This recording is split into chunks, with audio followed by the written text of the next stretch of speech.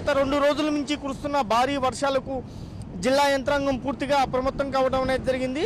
ప్రత్యేకించి ఉత్తరాంధ్ర జిల్లాల కలెక్టర్లు పూర్తిగా అప్రమత్తం అయ్యారు. ఎందుకంటే ఇప్పటికే భువనేశ్వర్ కేంద్రంగా అతి భారీ వర్షాలు కురుస్తున్న నేపథ్యంలో వంశధార నది పూర్తిగా పొర్లే ప్రమాదం ఉంది. దీంతో శ్రీకాకుళం జిల్లా అధికారులు అప్రమత్తం కావడం అనేది జరిగింది. ఇదే సమయంలో విశాఖ జిల్లాలో కూడా గత 2 రోజులుగా ఎడపతి లేకుండా వర్షాలు కురుస్తూ ఉన్నాయి. దీని ప్రభావంతో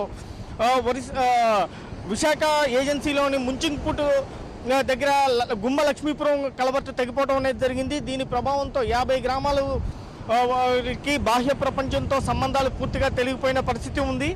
అరకు పాడేరులో గత 2 రోజుల నుంచి ఎడతెరపి లేకుండా వర్షాలు కురుస్తున్న పరిస్థితి కనిపిస్తుంది. ఇంతేకాకుండా ఈ భారీ వర్షాలకి కొన్ని రైళ్లు కూడా రద్దయిన పరిస్థితి ఉంది. విశాఖ రాయపూర్ ప్యాసింజర్, సంబల్పూర్ కోరాపూర్ ప్యాసింజర్, అలాగే బాన్సువాడి